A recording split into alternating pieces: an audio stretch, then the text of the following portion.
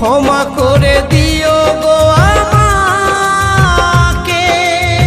শিল্পীর বেদনা কেউ বোঝে না, শিল্পীর যন্ত্রণা কেউ বোঝে না। তবু গান গাই আমি